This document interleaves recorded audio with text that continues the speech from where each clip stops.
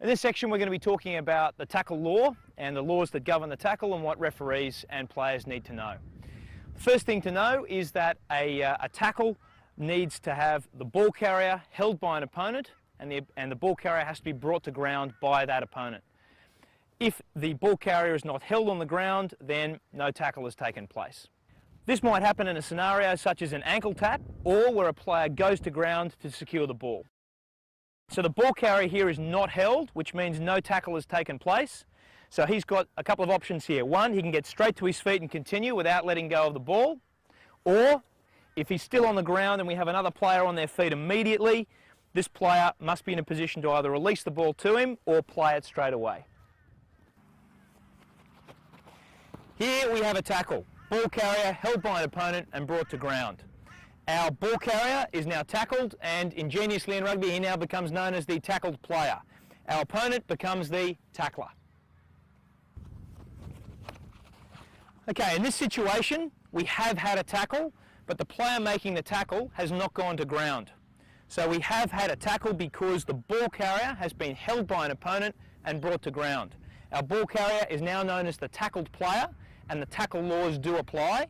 This player here has not gone to ground, therefore he's not a tackler.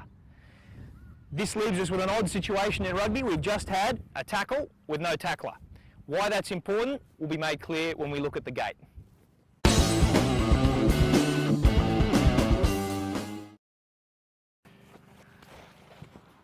Okay, back to our regular tackle. In this situation we have both a tackled player and a tackler. Now, the tackler has to release and roll away immediately, according to the law book. The tackled player has to release the ball and play it immediately, according to the law book. What are the chances of both of those two things happening immediately? Absolutely zero. So the question is, which of these two things does the referee concentrate on first? The answer is the tackler. He's the man we've got to get out of the road for the betterment of the game. If we can get him out, then we free up space for players to come through and contest for the ball, and we make it easier for this player to play the ball and for the possession to be contested. So let's look at the tackler and what he needs to do, given that he's the first port of call for the referee. First thing he needs to do is actually release the tackle player on the ground. Not many people understand that that's the first thing that has to happen before we worry about rolling away or anything like that. So release the player on the ground, and if he fails to do that, penalty kick is for no release. Once he's released, he's now got a choice of two options. He can get straight to his feet and go for the ball if he's in a position to do so, so straight onto your feet and go away. Note, he does not have to worry about any gate. He's a tackler, he can pick up the ball from any direction and go. Or if he's not in a position to get to his feet and contest the ball, he's simply got to roll away, and a player who doesn't roll away and leaves himself protecting the ball can be penalised for not rolling away. So in this situation we have had a tackle, and again we don't have a tackler. But this player finds himself already in the gate, which means he's in a position to go straight for the ball. However, the first thing he's got to do is release the tackle player on the ground and release the ball. Some players will try and make this high focus tackle, go to ground, never let the player or the ball go and have a tug at the ball. Well, that's actually a penalty for no release. This player who's on his feet has got to let go of the ball on the ground and then have a crack at the ball from that position after he's done that.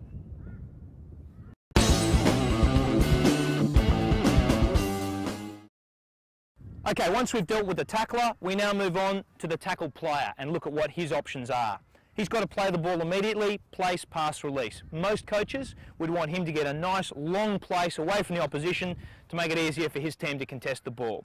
Alternatively, he's got the option of popping the ball up off the ground to a supporting player. We have no problems with passing the ball off the ground in rugby so long as it's done reasonably quickly. He can also hand off the ball to a supporting player, or he can roll the ball back to a supporting player once he's on the ground. So roll the ball back and away we go. So the next question we've got to ask is, how long does this player have to actually play the ball? And the answer is, well, the law book says immediately.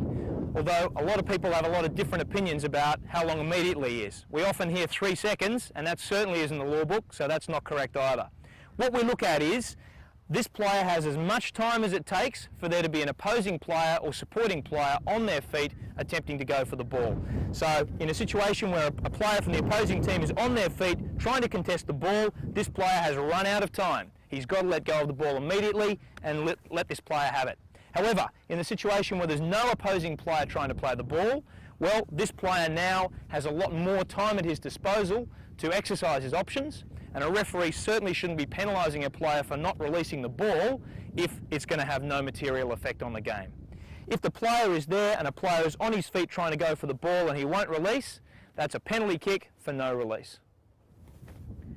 If he's in open space, the tackled player may also release the ball, get to his feet, pick the ball up and continue running. Once we've dealt with the tackler and the tackled player, the next issue are arriving players at the tackle. The referee is looking for them to do two things. One, stay on their feet, and two, go through the gate.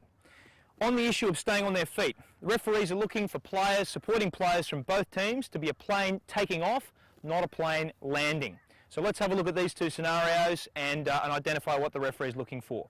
So if we have a tackle first off, and then an arriving player comes through off his feet to try and secure the ball for his team. In that situation, he's a plane landing and the referee should penalise for not staying on his feet. In this situation, we're going to have a player going off their feet not because they've gone off deliberately to kill the ball, but rather because their opposition is weak.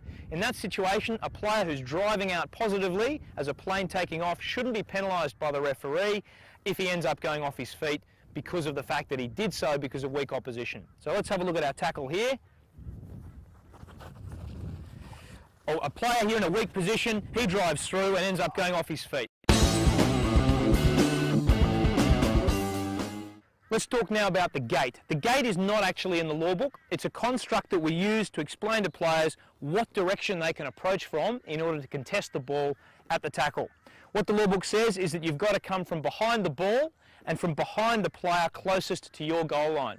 So in this case for gold, they've got their 2 points here. They've got to come in from behind, in this case the tackler closest to their own goal line. So they've got to come from this direction. Blue running in this direction is going to have to come from the direction of their own goal line, and these areas here are what we call the gate.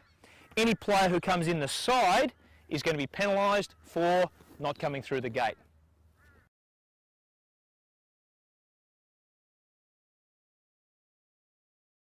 So now we've talked about the gate, let's return to what we were talking about before, the tackle with no tackler. So let's see that tackle happen. So again, we have had a tackle because we've had a ball carrier held by an opponent and brought to ground, but this player is not a tackler because he hasn't gone to ground. Now, as we talked about before, what makes him special if he's a tackler is that he doesn't have to worry about the gate. In this situation, because he's not a tackler, he cannot play the ball from this position. This is something that a lot of coaches, players and some referees don't really understand. In this situation, this player cannot play the ball from here. He's got to come back around and through the gate. And a gate does exist even though we've got only one player from one team on the ground.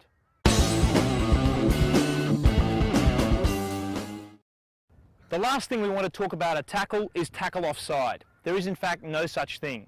Any player who's penalised for entry at the tackle is actually penalised for not coming through the gate, not for offside. And the reason is there is no offside, as we can see from this situation here. We have a tackle and we have a tackle only if the goal player pops the ball up to a supporting goal player here, and this blue player who's in front of his team's gate makes a tackle.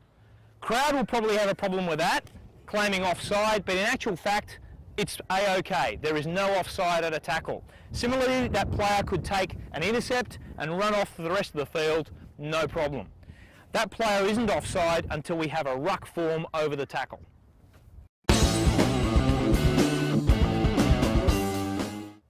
Now let's look at ruck and some of the laws that apply around a ruck. In order to have a ruck, we've got to meet the definition, which is two players from opposite teams in physical contact over the ball. So if we have our players come through and play each other, we've now got physical contact over the ball, we have a ruck.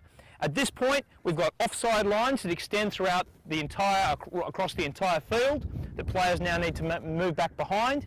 In addition, no players can now win the ball with their hands, which brings up an interesting question for referees. For players who are contesting the ball with their hands, at what point does the referee ask them to take their hands off?